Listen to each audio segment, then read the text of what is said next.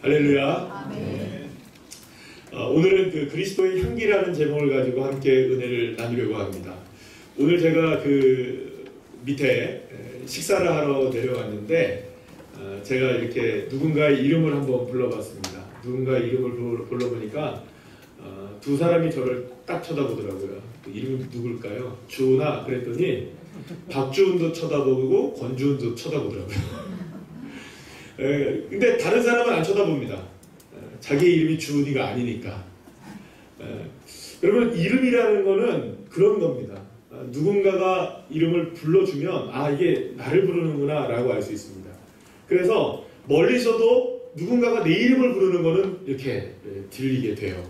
그래서 이름이라는 거는 다른 것이 아니라 어떤 개인들이 똑같은 사람들이 모여있다 할지라도 그 이름을 통하여서 그 사람 한 사람 한 사람이 객체로 주체로 분리가 되어지고 이렇게 존재감을 나타낼 수 있는 그런 모습들이 될 수 있습니다. 그래서 어디를 가든지 뭐 이렇게 수련회를 가든지 어떤 모임에 가면 꼭 우리 목에다 뭘 겁니까?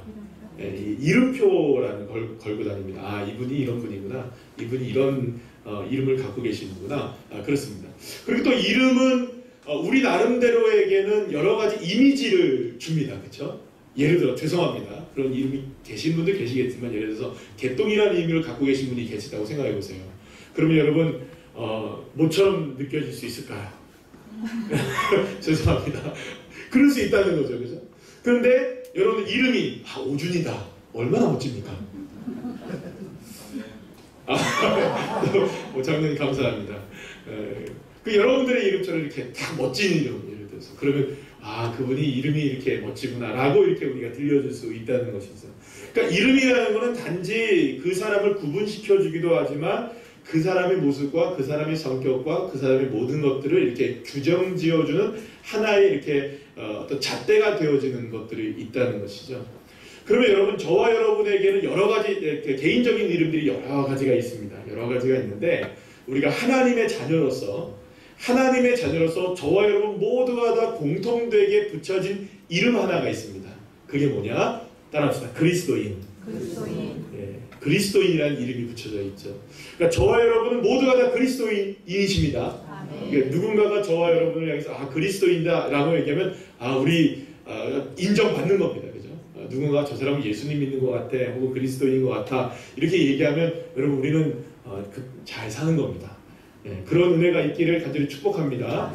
자, 그런데 이게 그리스도인이라는 이름이 어디서 제일 처음에 생겼느냐? 초대교회 당시에 안디옥 교회라는 교회에서 처음으로 이 그리스도인이라는 이 이름이 붙여지게 된 것입니다. 그리스도인이라는 이 이름의 뜻은 어떤 의미를 갖고 있냐면 예수님께 속해 있다. 그리스도에게 속해 있다.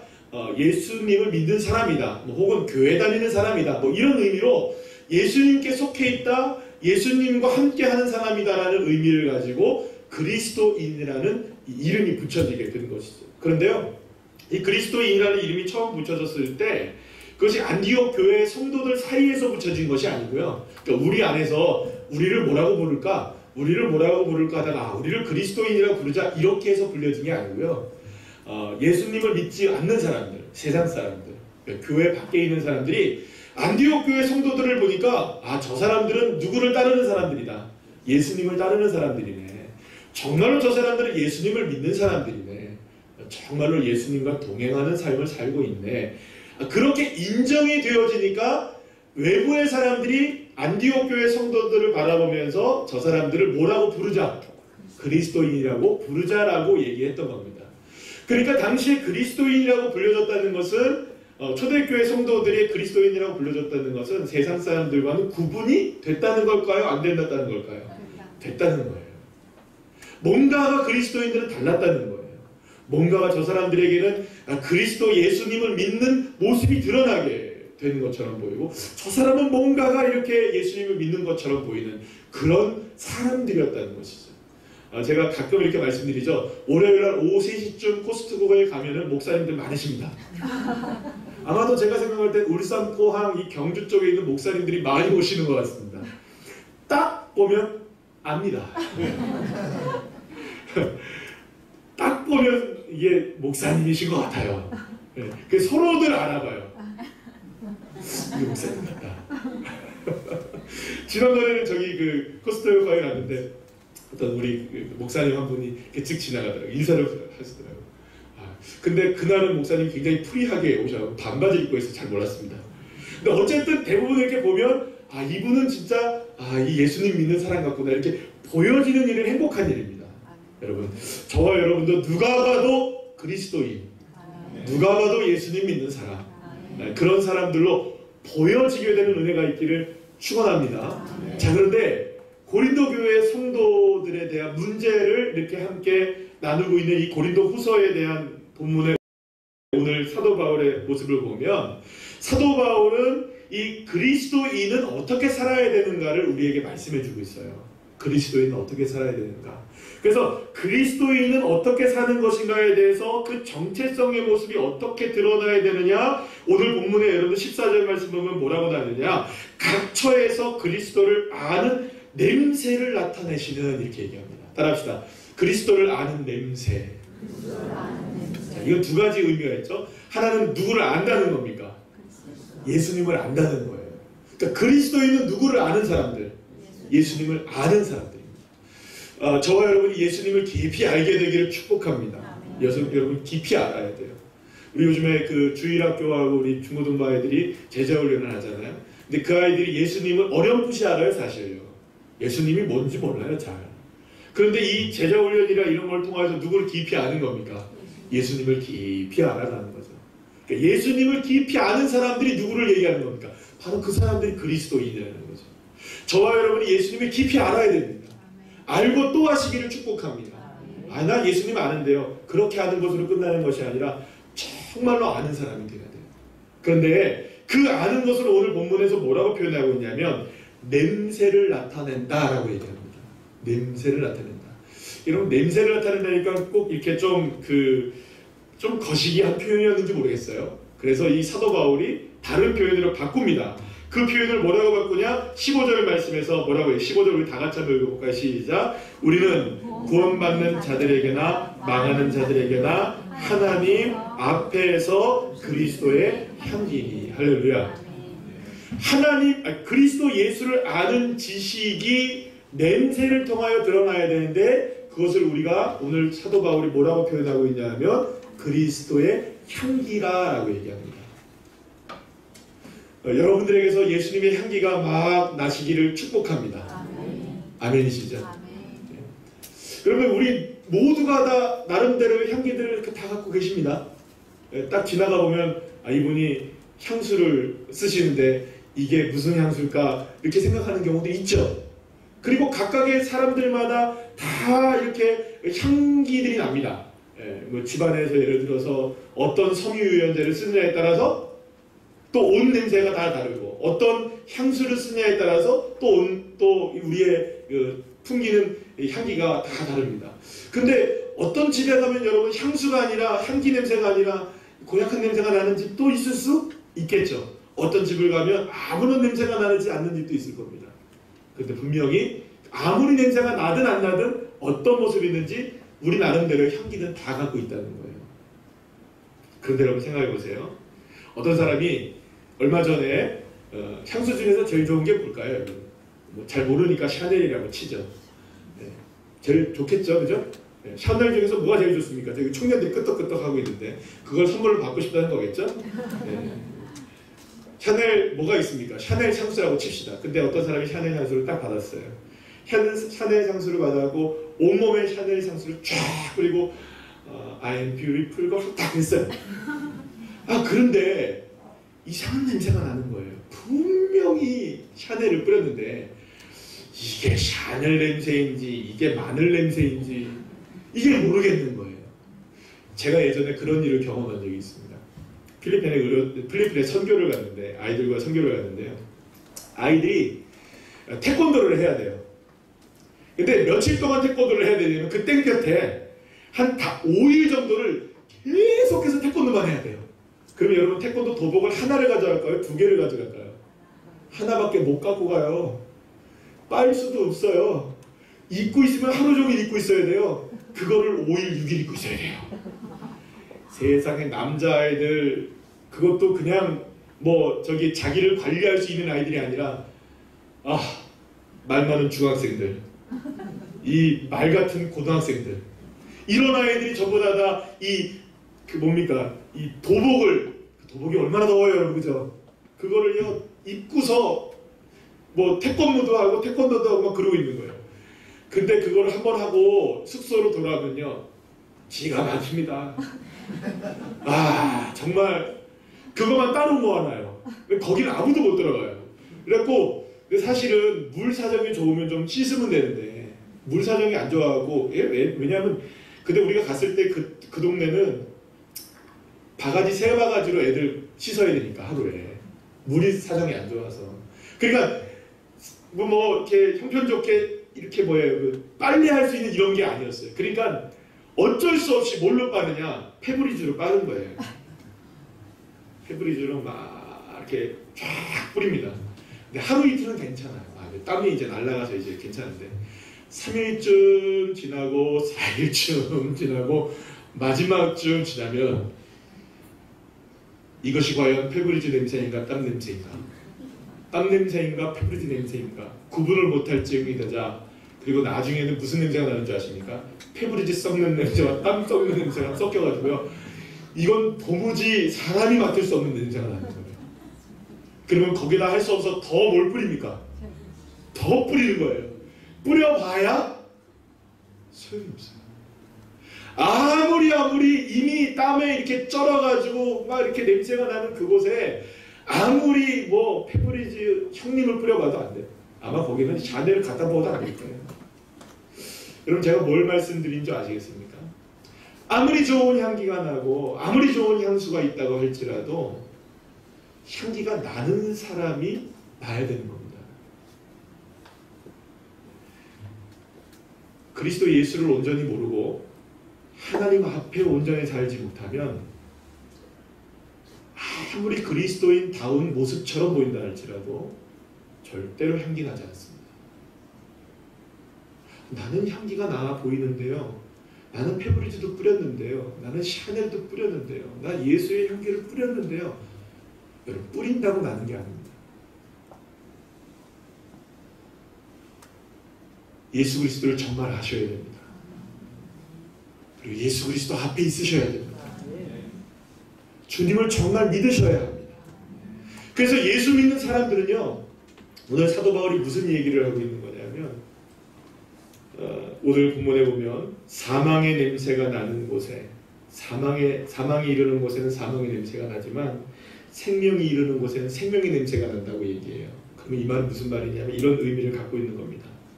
예수 믿는 그리스도의 향기를 가진 사람들은 어느 곳에 가서서든지 그것을 사망의 곳이라고 할지라도 내가 예수 그리스도를 알고 내가 하나님을 믿는 믿음 안에 살고 있다면 그 사망의 곳도 생명의 곳으로 바꿀 수 있는 믿음이 우리에게 있어야 한다는 것이죠.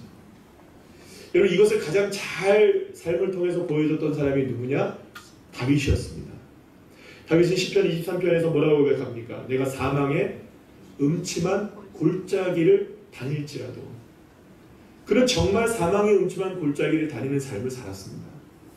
너무너무나 힘겹고 어려운 순간들을 맞이했습니다. 삶 자체가 사망의 아픔이었습니다. 그런데 그 사망의 음침한 골짜기를 다닐지라도 그가 두려워하지 않았던 한 가지가 있었습니다. 왜냐하면 나의 삶이 사망의 음침한 골짜기라 할지라도 나에게 푸른 초장과 쉴만한 물가로 인도하시는 여호와 하나님이 나의 하나님 되어주시고 그 하나님이 나를 인도해 주시며 그 하나님이 나의 목자가 되어주신다. 이 믿음을 갖고 있었던 것이죠.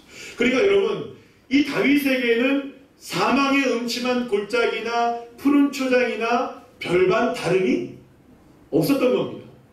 푸른 초장에 있어서 푸른 초장을 누릴 수 있는 사람은 누구나 다 그렇게 할 수 있는 겁니다.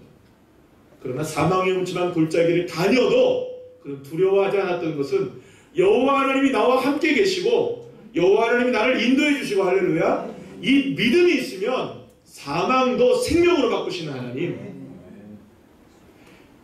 여러분 생각해보면 저와 여러분이 어떻게 구원을 받았습니까? 저와 여러분이 죽을 수밖에 없는 죄인 아니었습니까? 아니 사망 선고를 받은 인생들 아닙니까? 그런데 주 예수 그리스도의 십자가의 보혈의 은혜로 저와 여러분이 구원받은 줄로 믿으시면 아멘 합시다. 자, 저와 여러분이 구원받은 것만 생각해도 우리의 인생을 사망에서 무엇으로 옮기신 분이십니까? 생명으로 옮기신 분이 예수님이십니다. 우리는 그분을 믿고 살아가는 겁니다.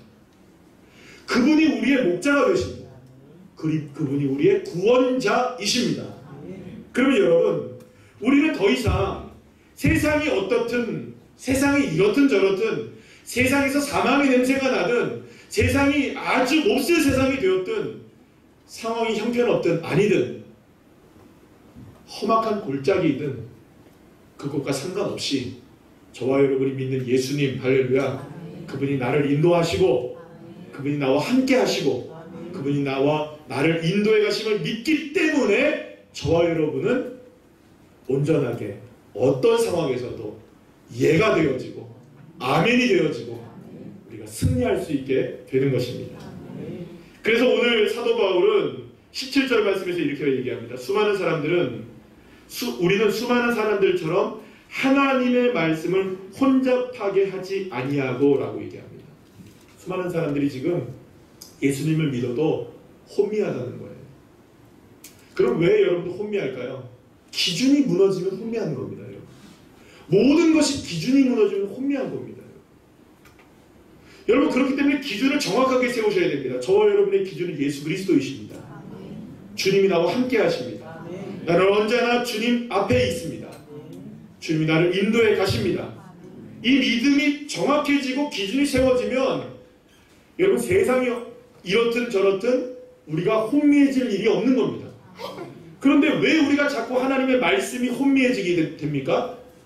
말씀을 따라가는 것이 아니라 상황을 따라가고 말씀에 순종하는 것이 아니라 환경에 순종을 하기 때문이죠. 지금 고린도 교회 성도들이 겪고 있었던 문제가 바로 그런 문제였습니다. 지금 굉장히 어려운 많은 문제들을 겪고 있었는데 그 문제들을 일시에 해소할 수 있는 방법이 뭐냐? 우리 모두가 다 그리스도의 향기가 됩시다. 우리 모두가 다 예수님을 온전히 믿는 자리에 섭시다. 우리가 온전히 예수 그리스도를 따르는 자리들이 됩시다. 혼미한 이 믿음을 가진 인생들이 아니라 그리스도를 아는 지식으로 풍성해지고 여호와 하나님 앞에 살아가는 인생이 되어지고, 그래서 우리 자신 스스로에게서 그리스도의 향기가 드러나는 인생이 됩시다. 할렐루야. 그러면서 사도 바울이 고린도후서를 통해서 계속해서 얘기하는 한 가지가 뭐냐, 그리스도의 향기를 드러낼 수 있는 굉장히 중요한 한 가지가 뭐냐, 따라합시다. 사랑하잖아. 여러분, 사랑하시기를 축복합니다. 사랑할 수 있어서 사랑하는 것은 누구나 다 하는 겁니다. 사랑할 수 없어도 사랑하기로 작정하신 주님이십니다. 그 주님이 나를 구원하셨습니다. 제가 기도하는 바가 그겁니다. 저도 하나님 사랑하고 축복하는 자가 되게 해주세요. 우리 성도님들 모두가 다 사랑하고 축복하는 자들이 되게 해주세요. 그래야 그리스도의 향기가 드러나고, 그래야 죽어있는 이 상황도 생명의 곳으로 바뀌게 되고, 할렐루야, 혼미한 것들이 기준이 세워지게 되는 역사가 있게 되는 것이죠. 오늘 저와 여러분 모두를 주님께서는 그리스도의 향기로 부르시고 계십니다. 사랑이 넘쳐나는 향기가 있기를 소망합니다. 그래서 서로를 축복하셔야 돼요. 사랑하시고 축복하셔야 돼요. 여러분들, 우리 다시 한번 인사할 거예요. 옆에 있는 분을 지그시 바라보시고, 딱 그냥 아까 전에도 아침에도 보니까 그냥 사랑하고 축복합니다 그냥 이러고 마시는데, 그냥 눈도 안 맞추시고 마시는데 한 1초만 딱 쳐다보시고 한번 웃으시고, 2초 때는 아직 하지 마시고, 잠깐만 좀 참으시고, 자 1초 동안 쳐다보시고 1초 동안은 웃으시고, 그 다음에 사랑하고 축복합니다. 시작.